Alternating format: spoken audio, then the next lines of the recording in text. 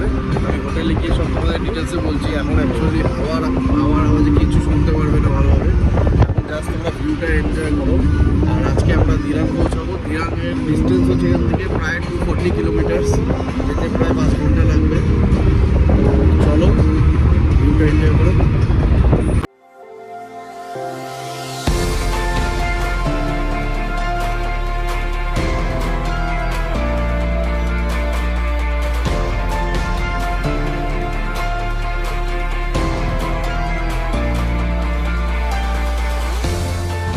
তো আমরা এখন উড়িগাঁওতে এসে পৌঁছেছি। আর এখান থেকে কাজিরাঙা নোট 90 কিলোমিটার। আমরা কাজিরাঙার ভেতর দিয়েই যাবো। আর বেশি দূর নেই, ওই মোটামুটি 240-230 কিলোমিটার মতো আছে। আশা করছি সন্ধ্যে 7টা-8টার মধ্যে পৌঁছে যাবো। দেখা যাক। আর তোমাদের সিনারিটা কেমন লাগছে অবশ্যই কমেন্ট করে জানিও। আমার এখন অবধি দারুণ এক্সপিরিয়েন্স, বাট গাড়িটা যা লাফাচ্ছিল একটু জার্কিং হচ্ছিলো ওই আর কি। যাই হোক, চলো দেখতে থাকো। আর কালকে থেকে কিন্তু আমাদের আসল পাহাড়ে চড়া শুরু হবে। কালকে যেখানে আমরা পৌঁছাবো মানে দিরাং, মানে আজকে যেখানে পৌঁছাবো দিরাং, এখান থেকে কালকে তাওয়াং পৌঁছাবো। সেই ডিস্টেন্স হচ্ছে 144 কিলোমিটার, এবং সেটা কভার করতে কিন্তু আমাদের 7 ঘন্টা লেগে যাবে। তো কালকে থেকে শুরু হবে আসল পাহাড়ে চড়া। এবং কালকে আমরা সেলা লেক এবং সেলা পাস এই দুটো আমরা দেখবো। আমার খুব সেলা পাসটা দেখার খুব ইচ্ছা আছে। দেখি কীরকম স্নোফল হলে তো ভালোই হয়, জাস্ট জমে যাবে। চলো।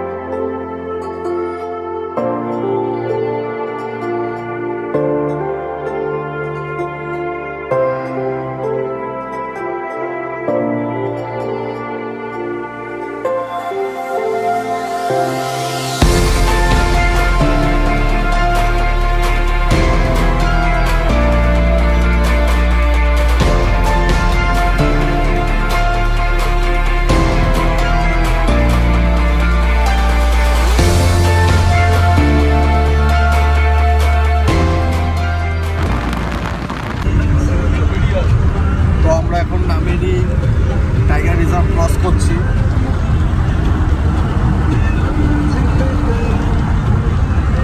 জানলা খোলা আছে, প্রচণ্ড হাওয়া দিচ্ছে।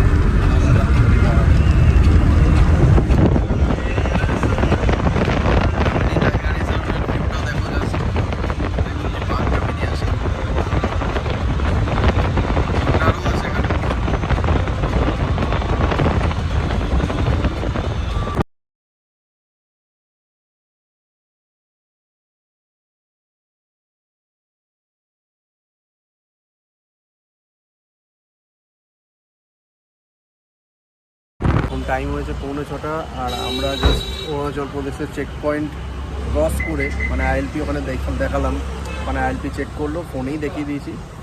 তো আইএলপি দেখিয়ে জাস্ট ঢুকেছি, 2-3 কিলোমিটার হচ্ছে, তারপর দাঁড়ালাম। আর এখান থেকে দিরাং হচ্ছে 130 কিলোমিটার। তো পৌঁছাতে মোটামুটি 5 ঘন্টা লাগবে। অন্ধকার হয়ে আসছে, আর পাহাড়ি রাস্তা কিন্তু এখনও শুরু হবে। আর 10 থেকে 15 কিলোমিটার পর কিন্তু ওই পাহাড়ের রাস্তা শুরু হবে। এতক্ষণ আমরা সোজা রাস্তা দিয়ে আসছিলাম, বাট এখন থেকে কিন্তু পাহাড় শুরু হতে চলেছে। আর এই অন্ধকারের মধ্যে কী করে উঠবে আমি জানি না ভাই। যাই হোক, দেখা যাক কী হয়। চলো।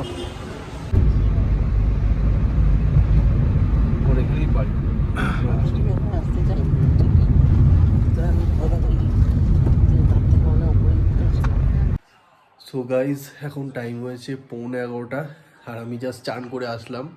দেখতে পাচ্ছ মাথার চুল দিয়ে, বুঝতে পারছো, কারণ আমার দিনে একবেলা চান করতেই হবে। যাই হোক, কাঁপছি ঠান্ডায়, হালকা ঠান্ডা লাগছে। আর আমরা এসে পৌঁছেছি দিরাঙে আমরা আছি ক্যায়দা হোমস্টেতে।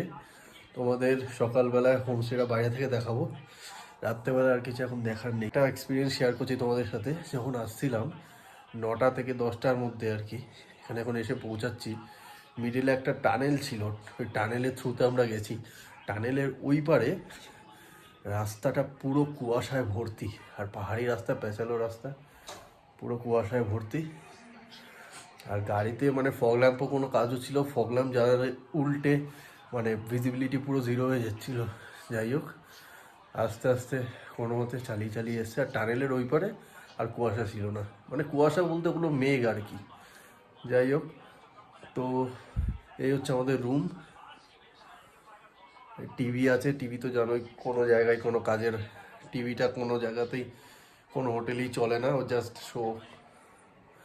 যাই হোক, রুমটা বেশ বড়। আর এখানে একটা ডবল বেড আছে, এখানে একটা সিঙ্গেল বেড আছে।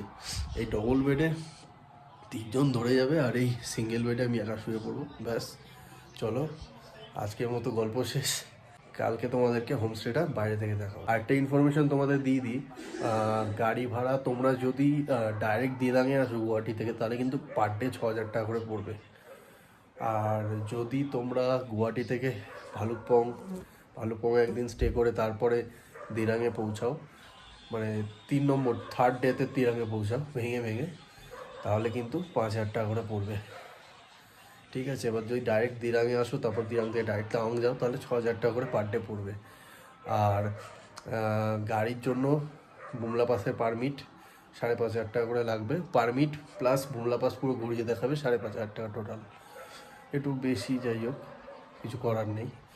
আর এই হোটেলটা মানে এই হোমস্টেটা পার ডে রেন্ট হচ্ছে 2,500 টাকা করে। চলো,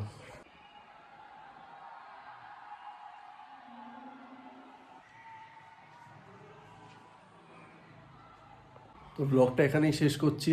অবশ্যই জানিও ব্লগটা তোমাদের কেমন লাগলো। আজকে অবশ্য সেরকম কিছু দেখানোর ছিল না, কারণ মেন পাহাড়টাই দেখাতে পারিনি, রাত হয়ে গেছিলো। এর পরের এপিসোডটা অবশ্যই ইন্টারেস্টিং হতে চলেছে।